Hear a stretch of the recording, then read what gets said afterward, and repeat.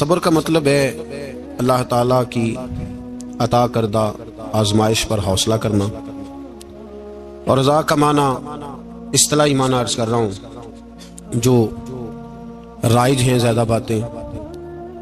सब्र और रज़ा का मतलब है अल्लाह ताला की रज़ा पे राज़ी हो जाना। ये जो सब्र होता है, रज़ा होती है, ये चीज़ें इंसान को सुकून दे देती है। इंसान टेंशन से, डिप्रेशन से, परेशानी से बच जाता है। जो लोग राज़ी बिर रज़ा नहीं रहते वो बड़ी परेशानी का शिकार हो जाते हैं। हर वक्त की बेसुकूनी और हर वक्त की तकलीफ उनका मुकद्दर बन जाती है। हमारे यहाँ उजलत है, जल्दबाजी है, लोग बर्दाश्त से बहुत दूर चले गए। उसका नुकसान है झगड़ा, इख्तलाफ, बूज़, और फिर थोड़ा आगे बढ़े तो कत्ल, और थोड़ा और काम शदीद हुआ तो खुदकुशी।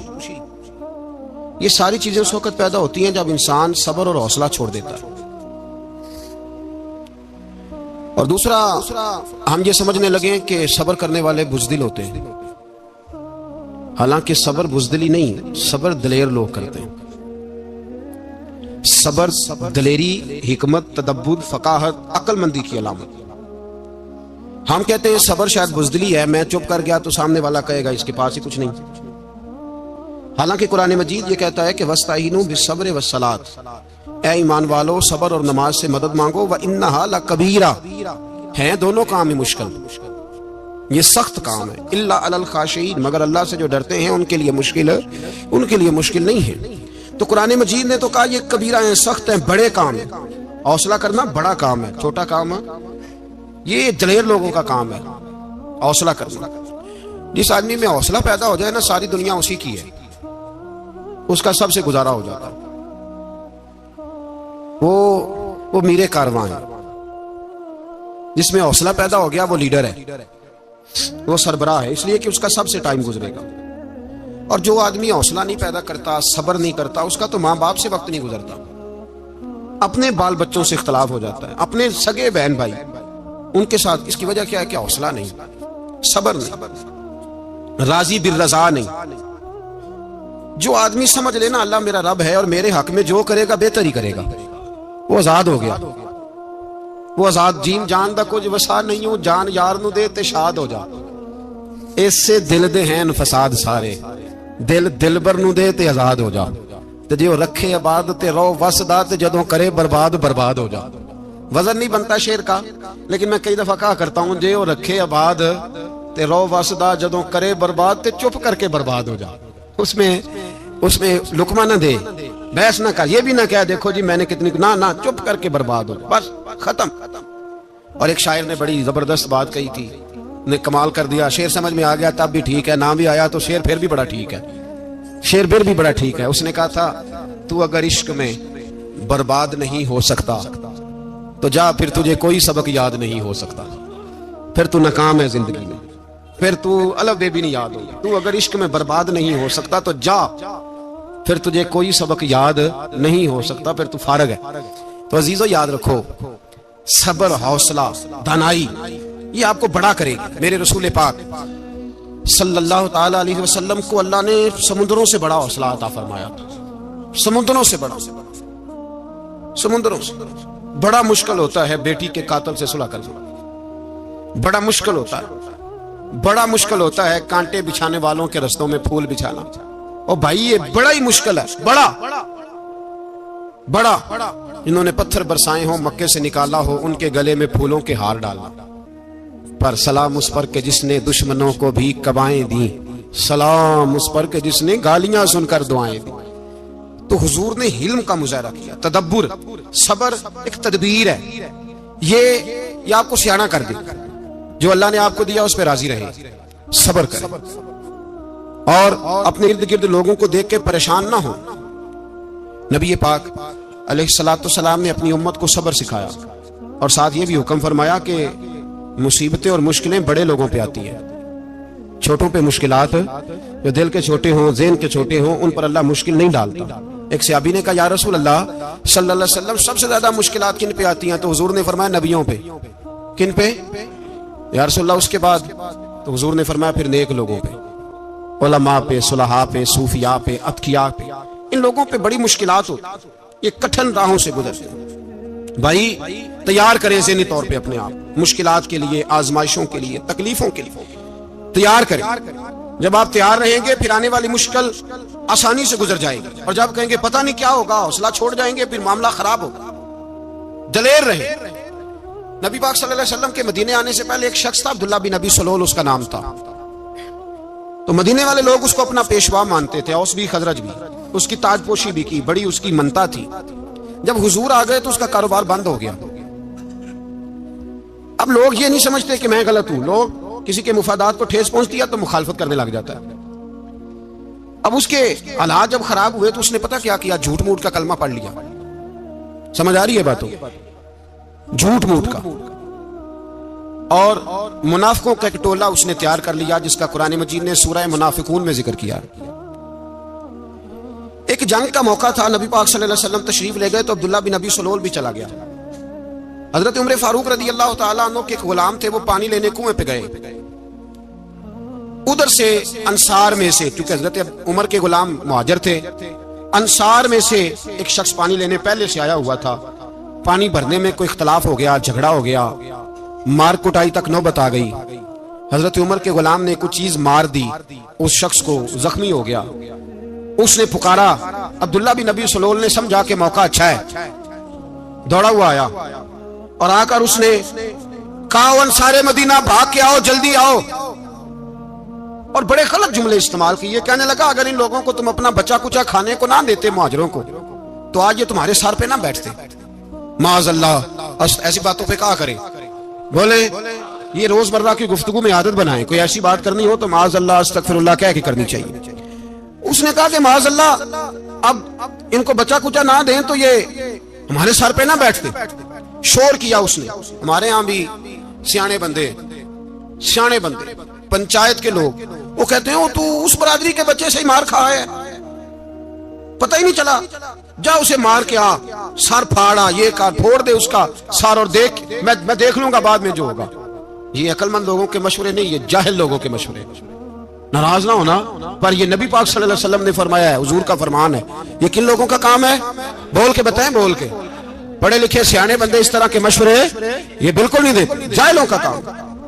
पुकारा, मुहाजिर सारे इकट्ठे हो गए, अंसार सारे आ गए। और जब अंसार आए तो मुहाजिरीन को भी पुकारा, मुहाजिर भी आ गए। अब वो गुत्थम गुत्था होने लगे तो किसी ने जाके महबूबे पाक के कान में कहा, या रसूलल्लाह वहां तो मुहाजिर अंसार लड़ने लगे, वो पुरानी लड़ाइयां फिर से जाग गई हैं। नबी पाक तशरीफ लाए, हुजूर ने वहां लफ्ज बयान किए, फरमाया ये तुमने क्या जाहिलों जैसा काम शुरू किया हुआ है? ये कौन सा काम है? अल्लाह करे हम सब इस काम से बाज आ जाए, आमीन तो कहना। और तू उस बरादरी के मुंडे कोई मार खाए? बरादरी क्या होती है? बरादरी तो तारुफ के लिए, ऊंच नीच कहां से आ गई? कहा मेरे रसूल पाक अलैहिस्सलातु वस्सलाम ने, फरमाया तुम जाहिलों जैसे काम कर रहे हो। सुलह कराई, बात रफा दफा कराई, लोग चले गए, मामला ठंडा हो गया। लेकिन अब्दुल्ला बिन सलोल ने कहा कि मैं ये मौका खाली नहीं जाने दूंगा। फिर गया और जाके अंसारे मदीना से कहने लगा, एक दफा जा लेने दो मदीने, तुमने मेरी बात नहीं ना सुनी तो जो वहां बड़े सरदार बैठे हैं उनसे बात करूंगा, और माज़अल्लाह सुम्मा माज़अल्लाह हम इन बेइज्जत लोगों को मदीने से निकाल देंगे, वहां सिर्फ इज्जत वाले रहेंगे। ये गलत जुमले उसने अदा किए, जिसको कुरान पाक ने सूरह मुनाफिकून में बयान फरमाया। उसने ये बात की। एक सहाबी थे हजरत ज़ैद रदी अल्लाह तआला अन्हु, वो सुन रहे थे। आके अर्ज की, या रसूल अल्लाह सल्लल्लाहु अलैहि वसल्लम, अब्दुल्ला बिन नबी सलोल तो इस तरह कह रहा है कि मदीने जाके इज्जत वाले दूसरों को निकाल देंगे, और तुम अगर अपना बच्चा इन्हें ना देते तो माज़अल्लाह आज ऐसा ना करते। हजरत उमर ने भी सुन लिया, हजरत उमर ने बात सुन ली, तलवार निकाली और दौड़े। हुजूर ने बाजू पकड़ा, फरमाया किधर जा रहे हो? कहा या रसूलल्लाह अगर आज सजा ना दी तो कल और बात भी करेगा, और अगर आज एक कत्ल हो गया तो बाकी सियाने बन जाएंगे। या रसूलल्लाह मुझे छोड़े, मैं मारूंगा। हुजूर ने फरमाया उमर चुप कर, वो झूठ मूठ का कलमा पढ़ता है, लोग कहेंगे कि मोहम्मद इब्ने अब्दुल्ला ने अपने साथी मारने शुरू कर दिए। चुप कर, हौसला कर, सब्र कर, दलेरी कर। हज़रत उमर कहते हैं मेरी हुजूर के कहने पर मैं ठहर तो गया, पर वो मेरे अंदर जो आग लगी हुई थी ठंडी नहीं हो रही। कहते मैं चुप तो कर गया, नबी पाक अलैहिस्सलातु सलाम ने पूछा अब्दुल्ला बिन अबी सलोल से, तूने ये कहा है? कहने लगा आशा वकल्ला, मैंने बात ही नहीं की ना। अब लोग कहने लगे कि ज़ैद तो नौजवान है, तो ये बूढ़ा आदमी है, चलो सही कहता होगा। हुजूर भी खामोश हो गए। अल्लाह पाक ने कुरान मजीद नाज़िल फरमा दिया। फरमाया अल्लाह ने सुन ली उनकी बात जिन्होंने ये कहा है। और फिर लफ्ज बड़े हसीन है। फरमाया ये कहते हैं हम इज्जत वाले हैं? नहीं, वलिल्लाहिल इज्जतु वले रसूल ही वलिल मोमिनीन। फरमाया इज्जत तो अल्लाह के पास है, अल्लाह के रसूल के पास है, और इज्जत तो मोमिनों के पास है, मोमिनीन के पास इज्जत है। ये कुरान पाक ने सारा मजमून बयान कर दिया कि अब्दुल्ला बिन नबी सलोल गलत कहता है और हजरत ज़ैद सही कहते हैं। हुजूर ने कुछ नहीं फरमाया, जा रहा है काफिला।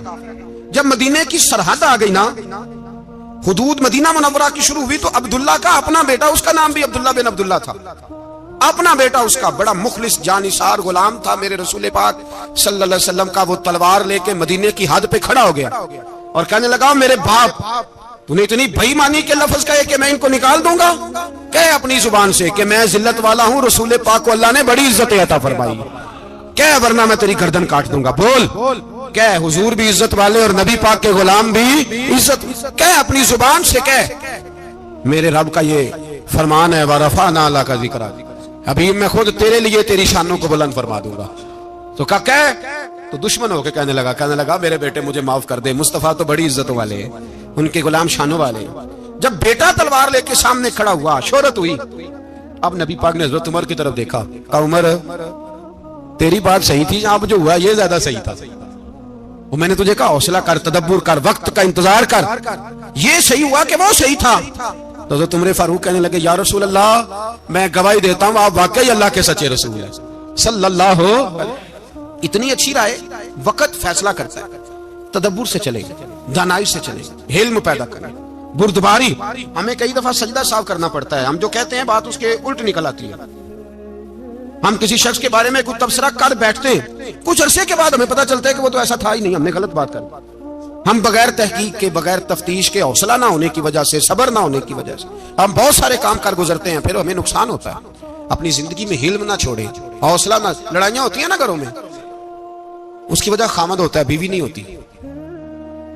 ये बात घर जाके बताना कि आज उन्होंने कहा। लड़ाई की वजह कौन होता है? ना बोलो तुसी, पर मैं तो आख ही चढ़िया है, वो तो रिकॉर्ड हो गया है। लड़ाई की वजह कौन है? हाँ, जेड़े बातें लड़ते ने वो कूदे ही नहीं पे। वजह कौन बनता है जी? क्यों भला? इसलिए कि नबी पाक सल्लल्लाहु अलैहि वसल्लम ने फरमाया औरत की अकल आधी है तो तेरी तो पूरी है ना। तो इसका मतलब है लड़ाई अगर बच सकती थी तो मर्द की वजह से बच सकती थी, घर में अमन हो सकता था। कहते हैं जी बड़ी बेवकूफ है, मेरी सुनती नहीं। तो मैंने कहा जो उससे बहस कर रहा है वो सियाना है? बोले जो बहस कर रहा है वो अक्लमंद है? बंदा तो चलो था वो दानिशवार शेक्सपियर, तो बातें बाज़-औक़ात उसकी कुछ ऐसी हैं। उससे किसी ने पूछा था औरतों से कौन जीत सकता है बहस में, तो उसने कहा था वो जो उनसे बहस ना करे, जो उनसे बहस है। तो भाई तू वजह इसलिए कि हौसला तो तू नहीं करना था। नबी पाक अलैहिस्सलाम ने फरमाया बीबी टेढ़ी लकड़ी है, सीधी करने की कोशिश करोगे तो टूट जाएगी, सीधी। तो फिर कितना बेवकूफ है जो पत्थर से सर रगड़ रहा है, कितना नादान है जो ये हरकत कर रहा है, दरिया में छलांग लगा के कहता है डूबूंगा नहीं। तो भाई हौसला पैदा करे, हिल्म पैदा करे। बहुत सारी ऐसी बातें करेगी जिसमें इश्तियाल आएगा, फटाफट 3 लफ्ज तलाक के दे दिए, अब भागा गया मुफ्ती साहब के पास, ओहो 4 बच्चों का क्या बनेगा। और ये बात पक्की है कि बच्चों को सिर्फ उनकी मां ही पाल सकती है, उनकी मां। और बात मुझे नहीं भूलती, एक शख्स ने बीवी को तलाक दे के दूसरी शादी की। उसका बेटा था 10 साल का। उसने अपने बेटे से कहा कि बेटे बता पुरानी अम्मा सही थी या ये सही है? उसने कहा नहीं अब्बा वो तो झूठ बड़े बोलती थी, ये सही है। वो झूठी थी, वो झूठ बड़े बोलती थी मेरी सगी अम्मा, ये सच बोलती है।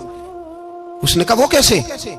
कहने लगा इसलिए कि मैं कोई शरारत करता था तो मेरी सगी अम्मा मुझे थप्पड़ मारती थी और कहती थी तुझे रोटी नहीं दे रही, जा दौड़ जा घर से। तो मैं दौड़ जाता था तो झूठ बोलती थी नहीं देनी, फिर आधे घंटे के बाद मुझे ढूंढने लग जाती थी, ढूंढ के लाती थी, फिर मेरी मिन्नत करती थी, फिर मुझे कहती थी ना मुझे सताया कर, फिर मेरा माथा चूमती थी, फिर मेरी मर्जी का खाना बना के देती थी, फिर मेरे मुंह में लुकमे डालती थी। झूठी थी, पहले कहती है नहीं देनी, फिर पीछे भागती है। ये सच्ची है, मैं शरारत करता हूं तो थप्पड़ मार के निकालती है, फिर मैं मिन्नतें करता हूं पर रोटी नहीं देती, पैर पकड़ता हूं नहीं देती, सच बोलती है, अपनी बात पे डट जाती है। ओ भाई, बच्चे उसकी माँ ही पाल सकती है। तूने 3 जुमले कहते सोचा ही नहीं, तेरा का गया तो ये तो नई बीवी मिलेगी, और उसका भी क्या गया, उसको भी शायद शौहर मिल जाए। उन फूलों की परवरिश सिर्फ उनका माली कर सकता है, दूसरा कर सकता? तो तूने हौसला ही नहीं किया। ठीक है, गलती बीबी की थी, पर तू तो मर्द था ना, तेरे पास तो दिलेरी थी। फटाफट 3 तलाक के जुमले कह दिए। और मेरे रसूल पाक अलैहिस्सलाम ने फरमाया, जायज काम बड़े हैं, पर तलाक जायज तो है, पर मेरे रब को पसंद नहीं, अल्लाह को पसंद। तूने माली भगा दिया जिसने तेरे घर का बाग सेंचना था। तो भाई ये हौसला नहीं, दर्जनों तलाकें, 20 केस, और अभी वो शादी के पूरे कपड़े नहीं पहने तो तलाक पहले। उसकी वजह यह कि हौसला नहीं, सब्र नहीं, रजा नहीं, हम एहसास नहीं करते। अगर तू ये समझ जाए कि बस अल्लाह ने जो मेरे लिए बेहतर समझा मुझे दे दिया, सही है, मेरी आजमाइश है, क्या है, कुछ है जो उसने बेहतर समझा मुझे, उसने, फिर तू सुखी हो जाए, तेरे लिए जीना आसान हो जाए, फिर तू बहुत सारी परेशानियों से, आजमाइशों से दूर हो जाए। मेरे नबी पाक अलैहिस्सलाम ने हमें हौसला करने का हुक्म दिया, दलेरी। 2-3 साल, शायद पिछले साल या उससे पिछले साल आज के मौके पे ना, हमारे पाकिस्तान में तो बड़े बड़े अनोखे वाकयात होते हैं। सुनने से क्या, मैं कहता हूं वो इबरत के लिए होते हैं। जाली वीजा लगवा दिए हज के किसी एजेंट ने, अल्लाह के मेहमानों को भी लोग लूट लेते हैं, माज़अल्लाह। जाली वीजे लगवा दिए, और मजे की बात यह है कि पाकिस्तानी एयरपोर्ट से गुजर भी गए वो वीजे वाले, और एहराम बांधे लोग जद्दे पहुंच गए। 4 आदमी थे, उन्होंने वीजा देखा तो कहा नकली, आपको वापस जाना पड़ेगा। अगली फ्लाइट से वो लोग वापस आए। आप मुझे बताइए, उनकी जब वो छोटे छोटे क्लिप आए, मीडिया ने उनकी बातें सुनी, तो उनके आंसू नहीं थमते थे। एक आदमी एहराम बांध के गया है, मामूली समझते हैं आप? मेरे जैसा गरीब आदमी, कभी उसने इरादा किया और मदीने जाने का लेट हो जाए तो कलेजा फटने को आता है। कुछ मजबूरियां पैरों में आ जाए, ना जा सके तो पता नहीं कितनी तौबा करने को दिल करता है कि कहीं गलती तो नहीं हो गई, कोई ऐसी बात तो नहीं निकल गई। यकीन करें तबीयत परेशान हो जाती, यार कोई ऐसा काम तो नहीं होगा जिसकी वजह से ये बात हुई। 4 आदमी लौट आए, हालात खराब हो गए, लोग रो रो के किस्से सुनाते थे।